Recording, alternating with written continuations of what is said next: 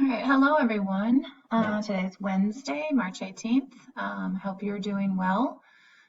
Today we're going to talk about populations and interactions within the population. So I'm kind of bummed that we're not at school because we would be going outside if it wasn't raining and play a little game to see how populations change based on what's going on in their environment. So we would have played the game Oh Dear. Some of you may have played this before. I'm going to just explain kind of what is going on so that we know how some populations can interact with their habitat. So what would happen first is we would have some students be deer. Okay, so they would be on one side of a field. And then we would have some students be habitat, and they would be on the other side of the field. And the habitat provides several things for the deer. So some of the things the habitat provides are food, like trees, shrubs, grass, berries, water. There's definitely has to be some water for your deer to survive, and there's going to be shelter. So in the beginning of the game, the deer over here face away from the habitat, and they make a sign to determine what thing they want from their habitat during that round. So if they want food, they put their hand over their mouth, that's food. If they want shelter, they make a little shelter sign, etc.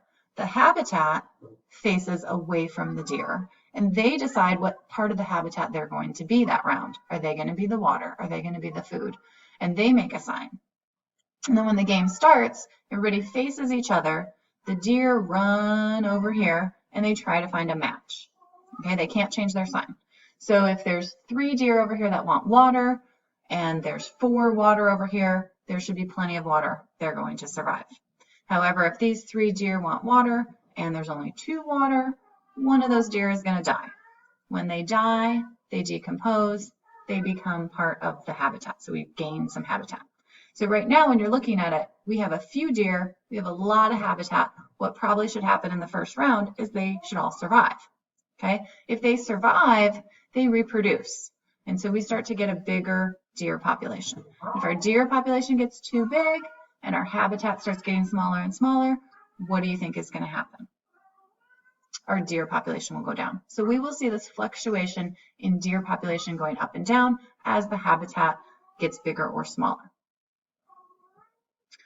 So each round, we would have a scorekeeper, usually whichever kid has a broken foot or leg or can't run back and forth or whatever's going on. Sometimes I'll be the data collector. We would collect data every single round. How many deer did we have to start? The next year, how many deer do we have? The next year, the next year. Sometimes students will look at each other and the habitat will decide, let's have a drought. And then nobody makes water that year. And so then all the deer that wanted water die. Or maybe they'll say, oh, there was just a forest fire, so we're going to have limited food and shelter. And so some of those years will have different data based on what's going on.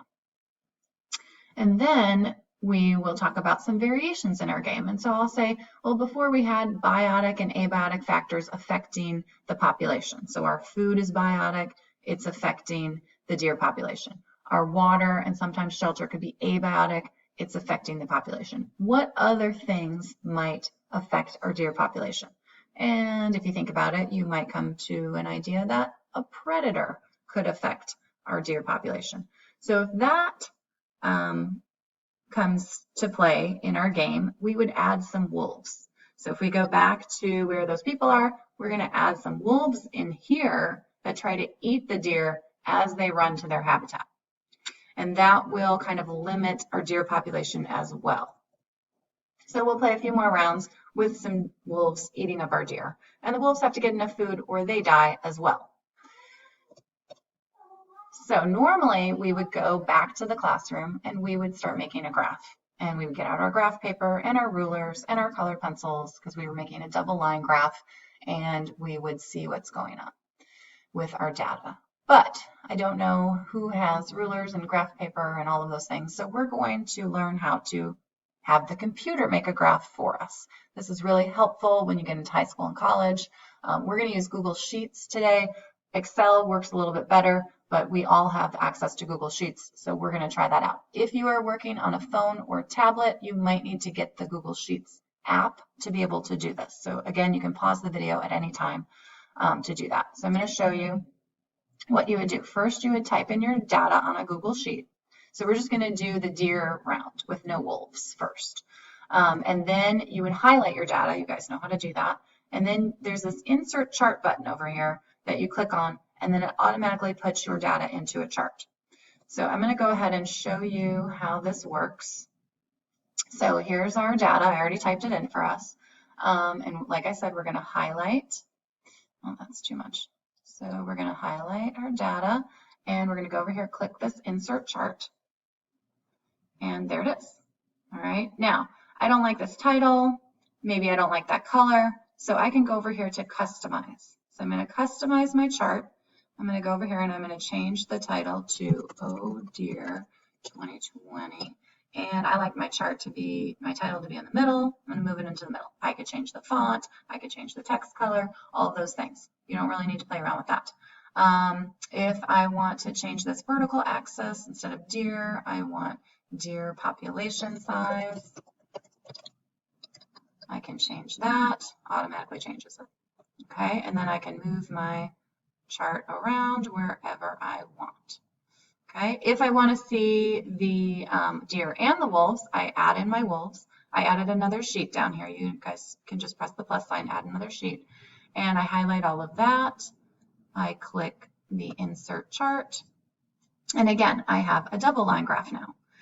Now, if you look at it carefully, you're going to notice there is no label here because they see wolves and deer. They don't know what to put there. We are going to put a label there. So we got to go over to customize. We're going to go to titles. It knows I don't have a label there. I'm going to say population size. Okay, so that could be the deer or the wolves. And again, you can change these colors. You can change the title. I could put it in the middle. You just go around here and you pick different things that you want to change. Okay, so you're going to be trying this on your own. If you need to rewind the video, watch it again. If I went too fast, you can see it again.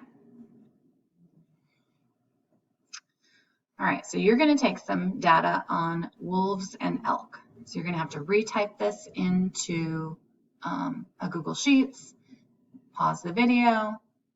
You only need to have year, wolves, and elk. Okay, you don't have to type in year twice. And you're going to be doing the double line graph. So type them in, highlight, insert chart. We did the elk in 100s. Okay, so there's not just 6 elk, there's 600, and there's 700, and there's 1600. But we're going to leave these numbers like this because you'll be able to see the interaction better. If we had 600 and 1600 and 1300, the graph would look really weird. Okay. All right. When you finish, you're going to upload it to Google Classroom. You can go to Google Classroom. It'll have directions. If you can't figure that out, if it doesn't work, you can share it with me. You know how to share. You just click on the share thing on your graph, or you can screenshot it and email it to me. Any of those things are fine. All right. Finally, this is going to be our last thing. In your notebook, you're going to go to the next empty page, right? Analyzing data. You can actually say population data if you wanted. You're going to take a look at this graph of snowshoe hare and lynx. Okay, and you're going to take a look and see what's going on. Answer those questions in your notebook. Pause the video. And then when you're done answering them, you can play the video and see if you got your answers right. Because I'm going to go to the answer screen in a minute. Okay, so make sure you pause the video, go to the answer screen, and check to see if you're correct. And you don't have to do anything with those answers. We'll look at them when we do our next science log check when we're back in school. So I hope you have a great day. If you have any problems or issues, you can comment on the eClass or Google Classroom, or you can email me.